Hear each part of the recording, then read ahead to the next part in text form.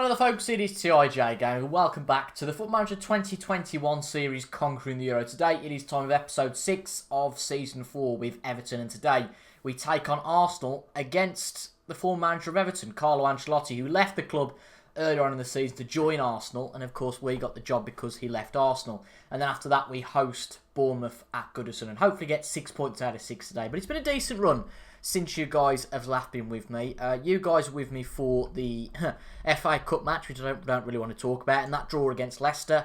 And since then, I was saying, well, this could be a tough run, but we've got 4 points out of 9, which I'm quite pleased about. We went and played Leeds United first off, and to be brutally honest, I don't really think it's a game that we had the best of. We struggled possession-wise, they dominated it, 63% of possession, but ultimately, Leeds couldn't make it count. 2 good goals, albeit one from a penalty, but a good early goal from Lewis Williams set us off nicely, and we went and beat them 2-0. We then played against Manchester United, and that wasn't such a good story. We set out to defend, to be honest. We had a formation that set out to defend. It didn't work, and we lost 3-0 against the league leaders. But in the Merseyside derby, which I appreciate, you guys were probably going, well, why didn't you show the Merseyside derby? But I always think in FM that if you go and show these derbies or the big matches, it just becomes repetitive every year. You end up playing the same clubs in each episode, so I've decided not to do that. But we got a draw against Liverpool, and I think we were robbed a little bit in a minute. I'll talk about the goal scorer in just a second, because it's a name that probably you're not familiar with, and I wasn't till a few weeks ago. But it was a fairly even game. I think a point was the right result, to be honest, for each team. But I would have liked to have been able to get the 3 points, but it didn't happen. But a point against Liverpool is something I'm quite happy with. We've got a game against Arsenal away from home today, and then home against Bournemouth. Now, this league table, bear in mind, we're a bit further down than maybe we should be, because a lot of our contemporaries have played today. So Watford and Bournemouth have played today. They've both dropped points because they've drawn with one another. Southampton dropped points. They lost to Manchester United, and Leicester won their match. So most of the teams above us dropped points. If we can beat Arsenal today, we move into 10th place, only 2 points behind Bournemouth. 7th place might end up getting European football. If we can get 6th, that's absolutely awesome. But as you can see, Wolves have got a game in hand in effect here, and it looks like Manchester United or Chelsea are going to be the club who win the league. So, wheeler dealing. The first man to talk about, I suppose, the man who scored for us against Liverpool. This is Ishmael Gutierrez, a Spaniard, 25 years of age. He's joined the club for £9.5 million from AS Monaco. Signed £9.5 million, no mucking about in terms of instalments, but we've definitely done that with a few other signings because we just haven't got the transfer budget. Again, 25 years of age. I was saying that we've got quite a lot of midfielders, but a lot of them were ageing, and Gutierrez is a sensible player who's going to come in, and really he's going to be one of our best midfielders. Ignore these guys because Godfrey's a centre-back, Williams is on loan, Sakaria, yes, is one we'll come on to in a second. Iwobi's a winger, Decore is ageing, and Edwards is more of a central attacking midfielder. So Gutierrez really is the best of the bunch. Good player, obviously played well for us against Liverpool, stands to reason, and looks like he could be a good signing. We've also signed Dennis Sakaria, who was something that was agreed with Carlo Ancelotti as the previous manager, that if Sakaria played 20 games for us, he would sign for the club for £13 million. He has played 20 games, so that £13 million transfer is going to go through, and obviously impact on next year's budget. But I think he's a good player. Yes, he is aging a little bit, but we can still get 2 or 3 years out of him, and it's not the biggest transfer in the world. Now, when I joined the club, I said we really need a centre-back, and we very nearly got one, but it didn't quite happen. We were going to sign Diego Almeida from Southampton. He only joined from Barcelona 6 months ago, but he's been unhappy. He's only had 6 games so far. He joined there for 12 million. As you can see, he's got, he's pretty decent, 3.5 stars, can improve in the future, and we tried to sign him before the transfer deadline broke. This is on deadline day, and we've done a few, well, I wouldn't say done a few fiddles as such, but we put a bid in of, I can't seem to find the transfer, but it doesn't really matter, for £14 million, rising to £23 million. Because we'd only got so much in the kitty, as you can see, it's very tight. We've only got £18,000 left in the kitty now, so we really got this one down to the wire. And we tried to sign him, and basically the transfer window shut. So we put in another offer, got him, and he's joining on the 9th of June. It's just a young centre-back. Again, the centre-backs are aging there, I think 28 and 29, so I wants to bring some young blood in. We've also brought some more young blood in Lewis Bate, who joins the club again, another central midfielder, but again, someone who's younger, and will probably work alongside Gutierrez next season. It's Lewis Bate from Chelsea who's joining on a permanent deal. He has already got some Premier League experience, playing for West Ham and Crystal Palace for 2 years on loan. He's been out on loan in Spain this year. Stats not that impressive in terms of how he's played, but his raw stats, if you like, his attributes look pretty decent, and he's joined us for £3.5 million. So not the biggest risk in the world, and I guess if anything, it's a profit if we can make one. We've also signed again another one in June. We couldn't do it before the transfer window shut. Is Alfredo Gonzalez. This was one that was recommended by the scouting team. To be fair, the recruitment meeting actually worked for once, because this is someone that they recommended for us. We are bringing in 2 new strikers in June, but because I wasn't too impressed with Chevalier, who's coming in from PSG, I've brought in another one, another youngster again. You know, they're profit players in effect, if nothing else. Alfredo Gonzalez, he is a Levante player. Not done too much, to be fair, in league football, but he's already a 3-star player at 19. He looks good. He's got some good acceleration and finishing stats in particular, and our scouts recommend him as a very good signing. If he gets to that top end of the potential, he could be a real star. For next to nothing, he's joined us for 1.4 million, which in this day and age is absolutely peanuts. We have sold one player which is worth talking about. Richard Lee Brazor has gone to Ajax for £14 million. Again, I thought, well, we're bringing Zakaria in for £13 million, so we don't need Brazor. So he's gone to Ajax for £14 million. Again, we bought Gutierrez for £9.5 million, so we've made a good profit there, I would say. But we've got a bit more to do in the summer, but we have certainly started some good transfer budgets business. So the team for today's match then against Arsenal. It's the usual back four now. Tal, Holgate, Godfrey and Sanusi has got his place at left back. It's Lucas Digner who was recommended to play there, but I'm really pleased with Sanusi at the moment. You'll get to see Gutierrez for the first time today alongside Zakaria, and realistically, that's going to be your central midfield partnership. You know, at least short term anyway. We'll see what Lewis Bate does when he joins the club. Is it Lewis? I think it is. It's Lewis Bate, yeah, from Chelsea. We'll see what he does when he joins the club.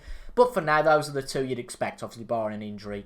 Iwobi, Edwards and Williams start in the centre attacking midfield positions. Got to bear in mind we've got to bring Williams off about 60 minutes in, because he's not really fit for the full 90. And because our main man up front, Reece Nelson's picked with a niggle, it's Neil Maupay who starts today, because Thomas Butnik is a player that's struggling as well.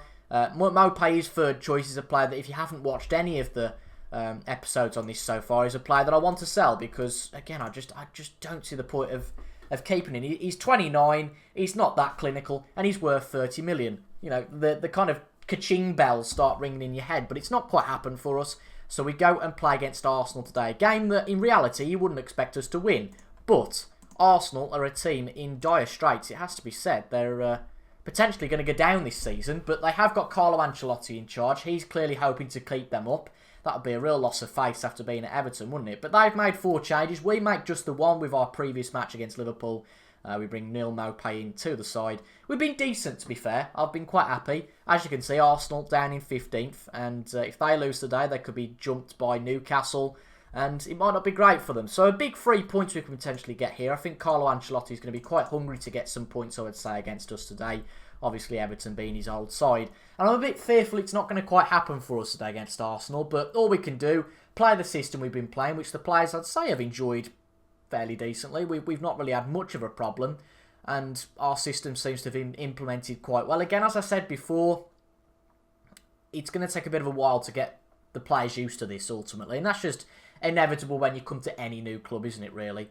But for now, we're doing pretty well, and we're going in the right direction in the table, which is always key. And Lewis Williams shoots, and he makes it 1-0. Absolutely fantastic. It's been a very drab game so far. That was the first highlight after 32 minutes. We'll take it, though. We will definitely take a goal there. So the left-back Zaidu put it in.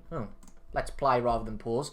Puts it straight to Williams, and Williams just guides it around the defence. You can see why Arsenal are where they are. Pretty shocking. And the reason, actually, that it's that the game froze there is because it opened one of the advertising hoardings on Google Chrome, but I've just knocked that off. But I'll take a 1-0 victory. Again, it's very much 50-50. I don't really care about the stats. The only important stat here is the score, and that's something that you'll hear often from us Football Manager YouTubers when we win. When we lose, we're digging into the stats saying, when our XG was higher than theirs. But if you win, you know what, you really don't matter. But can Arsenal get one back? 10 minutes into the second half. Yes, they can.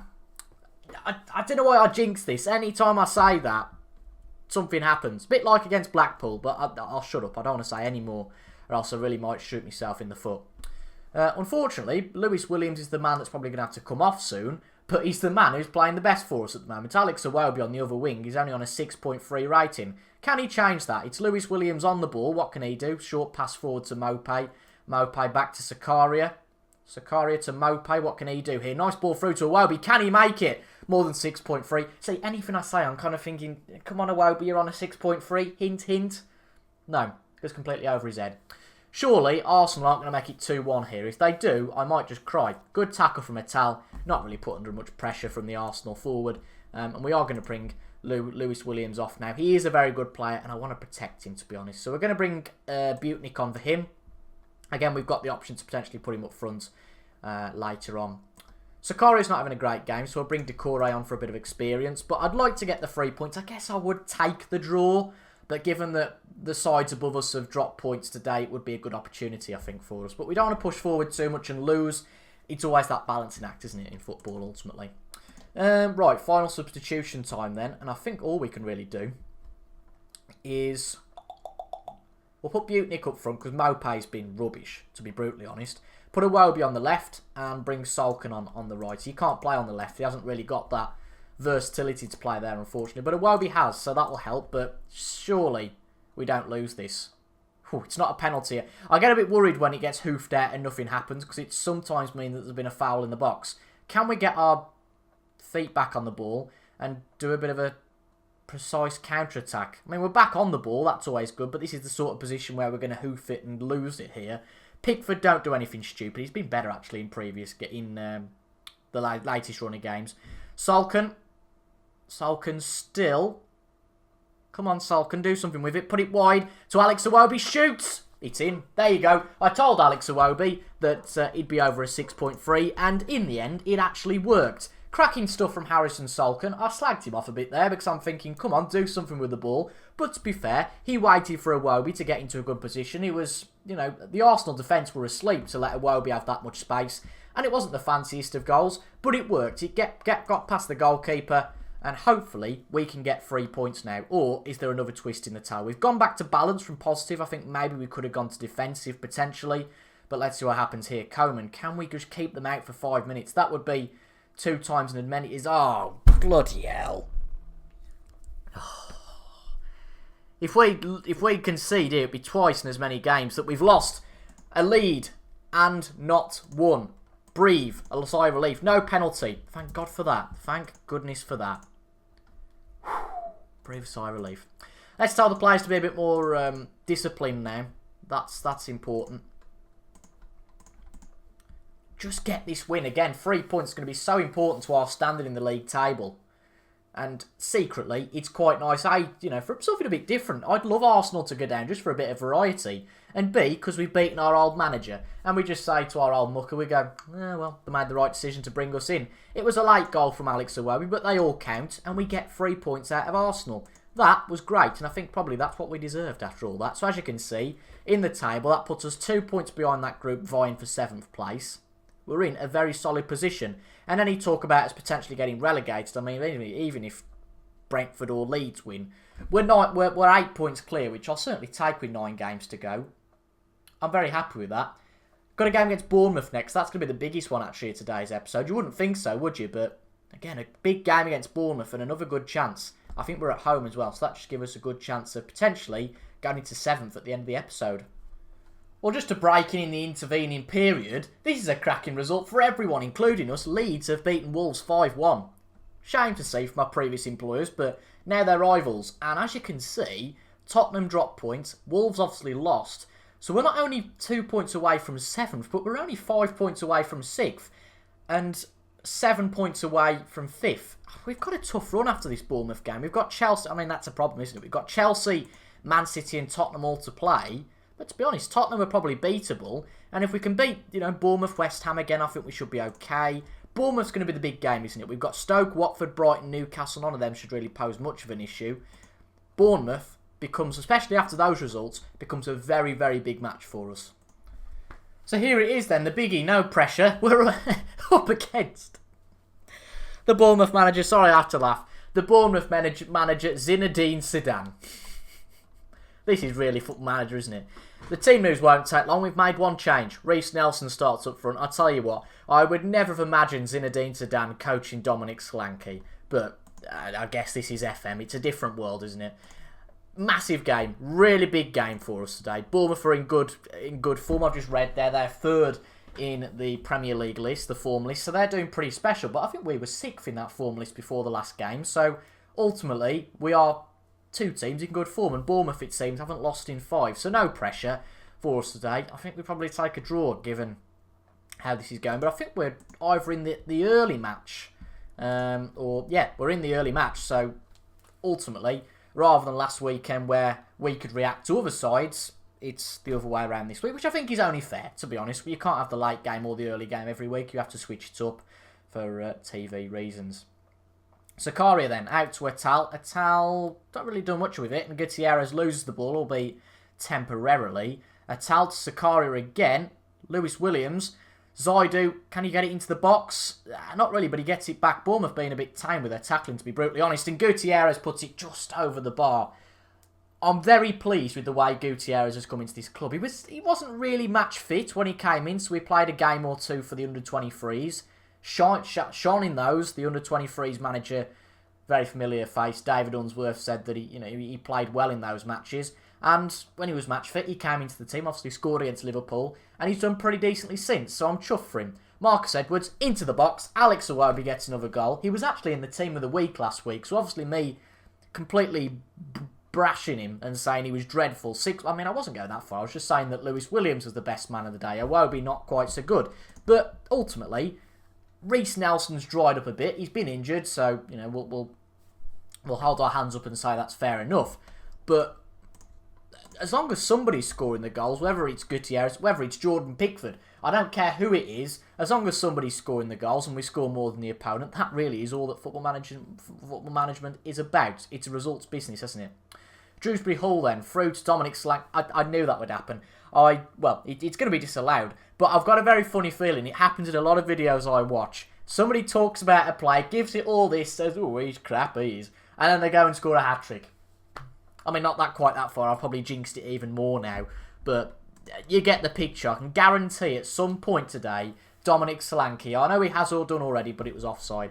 But I think at some point today, Dominic Solanke will score a goal. Just being reminded there by the assistant manager. We have appointed assistant manager because Duncan Ferguson left Everton to go to Arsenal with Ancelotti, which is understandable. Leighton Baines also left as well. He'd been appointed as a coach. Again, it's understandably left. They were with Ancelotti for a long time, so I accept that. And the new assistant manager is James Beattie, former Everton player. Tried to get Phil Neville. Phil Neville wasn't interested. Wayne Rooney obviously was the assistant still at OGC Nice, as we'd appointed him. And James Beattie was the next best man. I suppose we could have put Unsworth in as the assistant, but I didn't want to, particularly change things. He's holds a joint role as the head of youth development and under-23s manager. And we've got some good youngsters coming through, so I didn't want to disrupt that. But James Beattie has been a pretty decent assistant manager. Bear in mind, I don't take training. I always get my assistants to do it. So they have a pretty big role. I've got to have a lot of trust in them. And to be fair, it doesn't look like it's going that badly. Because if the training was shocking, I think the results on the pitch would be as well. But it still is it still is early days, so we can't really say too much. We are being beaten at the back far too easily. That's my one issue with his side. I've noticed it a few times now, and I don't really know how to do much about it. Teams just hoofing it forward. I guess we put a lower defensive line in there. I'm not sure. I'm definitely not going to use the offside trap because that would just aggravate what's happening at the moment. But the teams are getting it over the top a bit too much. And to be fair to Pickford, 9 times out of 10, if you've got a good striker up against you again, let's not mention Solanke actually. If you've got a good striker against you, the chances you're going to struggle a little bit. Dewsbury Hall into the box. I've got a hunch that Bournemouth are going to score at some point. We can't keep them out that long. But equally, if we can get a second goal, it doesn't matter if they score one. It's just having that horrible 1-goal lead, and as quick as I say that, we extend it to 2. And it's just all going well at the moment, isn't it? Reece Nelson is a man I said, he's on a bit of a drought. He's back in the team today. Why not have a goal? Lovely ball from Atal into the box. He was a good player at Nice. I didn't really know whether he was Premier League quality or not, but to be brutally honest, he's done very well. Chuff for Reece Nelson as well, getting another goal. I couldn't give a toss whether it's offside or not, to be brutally honest. But I think at this point, we haven't made a substitution yet. We need to do that and probably make 2 of them. Iwobi's knackered, so we'll give him a bit of a rest. We'll bring Brutnik in for him. I want him to do well, but he just doesn't get a place in the squad at the moment, because if you're doing well, what's the point of changing anything? I'll tell you what, Decore is a good third choice, a good substitute option at midfield. I'm happy to have him there, but that young blood will be nice to come in the summer, I think. Okay, I think we're all right. I was just going to say, this might worry me. If Bournemouth get one now with 8 minutes to go, that might be worrying. Come on, Edwards. I mean, that was tame. That was tame from Marcus Edwards. He's a player. He's worth a lot of money, Marcus Edwards. Again, I could be wrong, but I don't really think he does a lot.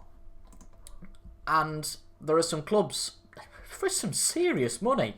We're talking 40, 50 million. Atalanta made a bid, but he rejected their contract. But 50 million for him. You know, I'd take that. I'd take that. If the club aren't going to offer us some transfer budget, we've got to get rid of some players. But that is a big sigh of relief. We got past Bournemouth, and you have to say, we did it fairly easily. Into 7th, I think I will check how the other clubs get on today before we end off the episode. I don't want to end it on a cliffhanger. But we played Friday night, so before I go forward, I will see you guys. In fact, I might as well just play up to the next match on the 21st, so you've got a full picture of what happens there, I suppose. See you guys in a second. So we're ready for the next game. We're not going to play today's episode, but we've got some decent things going on in the Premier League. Obviously, we played against Bournemouth. We know they dropped points. There was a game between Southampton and Liverpool. Southampton lost that. Watford lost against West Ham. That's our opponents in the next game, which might be a bit of a worry. Brighton are away down there, lost against Chelsea. Tottenham drew against Newcastle. Wolves drew against Manchester United. So as you can see, we're 2 points away from Leicester, 3 points away from Wolves, and only 5 points away from 5th. There is a bonkers scenario here where we could actually end up 5th in this Premier League season. Absolutely crazy. And I don't think we're going to come back too late, if you like. We're coming back quite soon. I think we have to come back, not for these 2 big games, because I think we're going to struggle. I think we'll come back for the game against Spurs. By then, it might be the fact we're struggling. We're fighting for 5th. Being the pessimist I am, I think we're going to get hammered by Chelsea and City, and that's going to make us struggle a bit. And I suppose this last run of 5 games is going to be the big one for us. So we'll play the Tottenham and Stoke game on camera, and depending where we are, the last episode, so it'll be episode 8, will be the last 3 games of the season, the last 2 games, or even the last 1 game if there's absolutely nothing to play for. But as I say, I think that we might drop points coming soon. I mean, if we look at the runs of the teams with us, you can see that Spurs' run isn't too hard. Again, no game in the Premier League is easy. I appreciate that, but they haven't got to play any of the big guns. If we look at Wolves, let's have a look at Wolves' run till the end of the season. They've got Liverpool, Chelsea. So they've got a similar run to us, actually. Wolves might struggle a little bit. And then looking at Leicester, let's see what their run's like. Again, Man United, Liverpool, Chelsea. A lot of these same sort of clubs coming out. And then Bournemouth's run till the end of the year. Southampton, I think probably Bournemouth have got the best run out of everyone. They might just struggle at the end. Leicester, Leeds and Man United, that might be a struggle of a run. But really, with 8 games to go, anybody I think from Tottenham to, I would probably say Watford at this point, but I wouldn't even count Arsenal out at this point. Arsenal are a funny club who, they're only 4 points away from the bottom 3. They could go down. They could very easily overtake us and finish 6th or 7th. It could be a strange one, but as long as we keep winning games, I mean, we're on a good run at the moment, actually. We're on a 3-game unbeaten run. Rub off that loss against Manchester United, which was, expected, and the Wolves one, because it was our first game in charge. We've only lost 1 league game since we've been in charge. We've had 3, 6, 7, 10, 11, 17 points from 5, 6, 7, 8, 9, 10 games. 17 points from 30. I'd bloody well take that.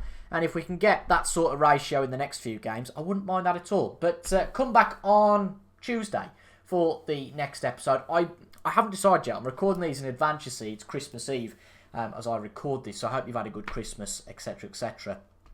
But I don't know whether to do daily content next week. I'm off work till the 4th of January, so I might do daily content for the next week. So I'll say Tuesday for the moment, in the usual Tuesday, Thursday, Saturday, Sunday schedule. But I might change that.